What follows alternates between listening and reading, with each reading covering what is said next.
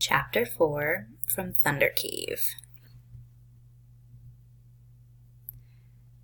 Sam and I didn't talk much over the next several days. He was preoccupied with preparations. He sorted through papers, packed boxes, and talked quietly on the phone. I went to school, checked the mailbox, and hung around, thinking that my father might call. But he didn't. Sam came into my bedroom one night and said that he had to go out of town for a few days. An anthropology meeting in Chicago, he said. When I get back, we'll make the final arrangements for your trip to Nebraska. He handed me a stack of red tags. Some people were here today and looked at our things. Next week, they'll take all the stuff to auction. You'll need to pack your bedroom. Mark what you want to keep with these tags. It's a good time to get rid of the things you don't really use. Make a clean slate of it. Early the next morning, he left for his trip. I didn't say goodbye, nor did he. From the bedroom, I heard the door shut, then looked out the window and watched him climb into the back of a taxicab. I made breakfast and got ready for school. On the hallway table, Sam had left me 3 20s and a note. Jacob, this ought to cover food while I'm gone. Don't forget to pack. Sam. Very warm, Sam. I pocketed the money and left for school.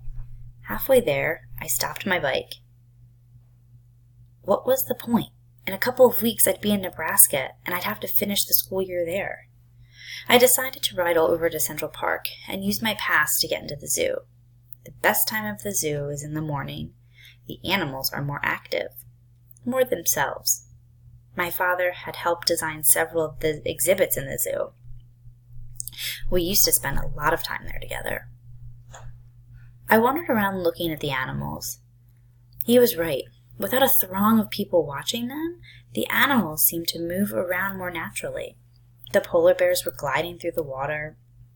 The birds seemed at ease, their calls echoing as they flew through the tropical house.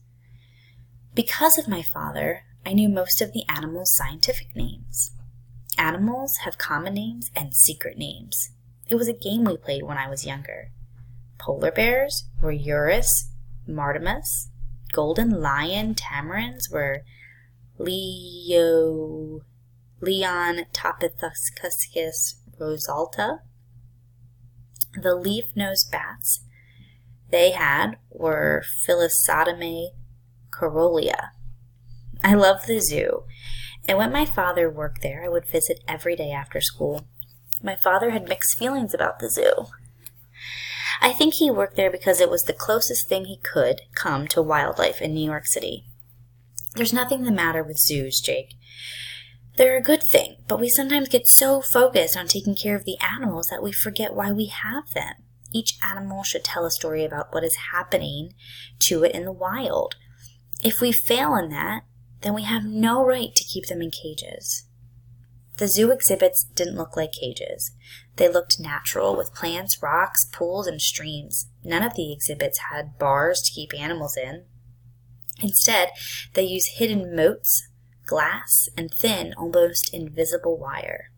They're still cages, Jake. No matter how pretty we make them, a cage is a cage. We all live in cages of one kind or another. Some are spacious and have everything a person could want. Others are small and have hardly anything in them, barely enough to get by. The big difference between cages are the barriers that keep us in them. Poverty, wealth, religion, hatred, jealousy, bitterness, responsibility, addiction. These are the bars that keep us locked in the cages. There are times when we are free to break through the barriers, but we rarely do. We grow comfortable in our cages. They're all we know. After walking through the zoo, I got back on my bike and rode through the park. It was overcast but not raining.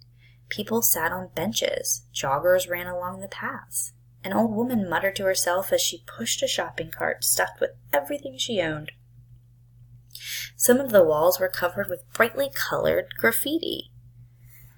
To me, this is the only true art of our century. In a few thousand years, anthropologists like your mother will be trying to figure out what these paintings mean.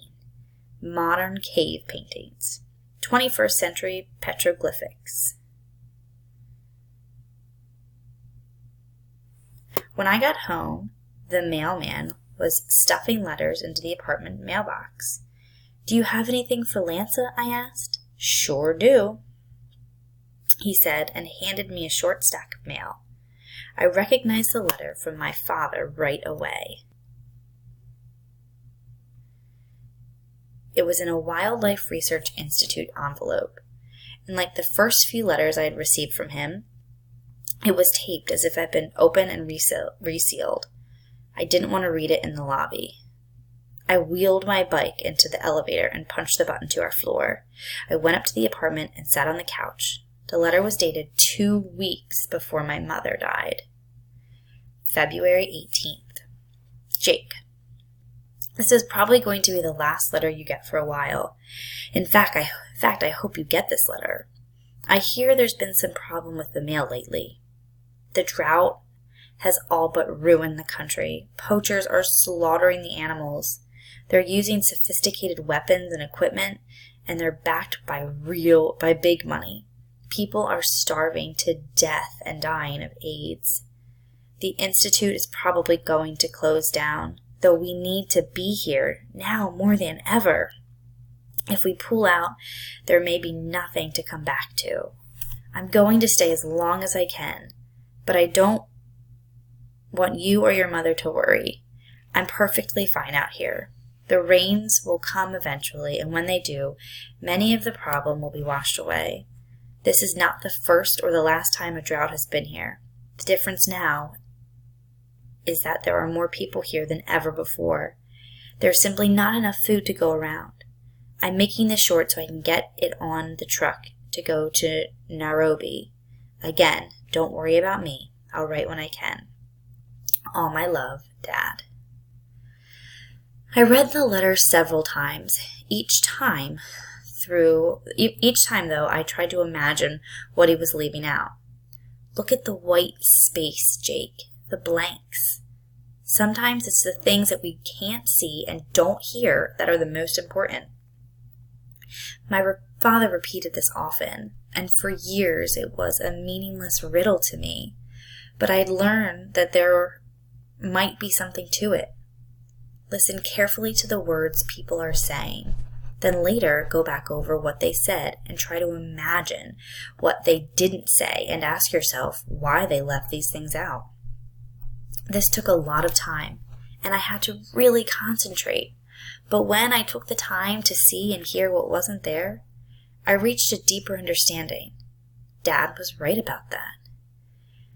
The white space of my father's letter told me that he was frustrated and angry. I had seen him this way many times. My mother understood him. He's in one of his moods. I guess we can be thankful he's a biologist and not a policeman. He would think nothing of stepping in front of a bullet to save someone. And when he was in one of his moods, he did rash things. I was very worried about him. But what could I do? My only hope was that he would get the message we had left about my mom and come back to the States. Still holding the letter, I picked up the phone and dialed the Wildlife Research Institute in Kenya. It took a long time to connect. "Jumbo," a man answered. "Hi, I'm trying to reach Dr. Robert Lanza." "Who?" "Robert Lanza." Yes, 1 moment, please." There was a muffled sound of people speaking in the background. "Hello?" a woman's voice. She sounded American. I was disappointed. For a moment I thought my dad actually might be there. "This is Jacob Lanza," he said. "I'm looking for my father." Excuse me. "I know," the woman said. It must have been the same woman Sam had spoken to before my mom's funeral. "We are looking for him too. Unfortunately, we haven't been able to find him. He's out in the bush." "Is he all right?" "I think so," she said. I'm sure he's fine. We've lost communication with the area he's in. We're trying to get word to him. When do you think you might be able to reach him?" "It's hard to say," she said. "We'll keep trying." I heard the institute was closing down. She hesitated. Well, that's true, but we'll be back when things get better here. What about my father? Again, she hesitated before answering. I'm sure he's gotten the word by now. He's probably tying up loose ends, and then he'll be in. Could you please go tell him to call Jacob when he gets a chance? Certainly. There's been a problem here, and I need to talk to him. I understand. I was sorry to hear the news. He'll be in touch as soon as he can. Try not to worry. Thanks. I hung up.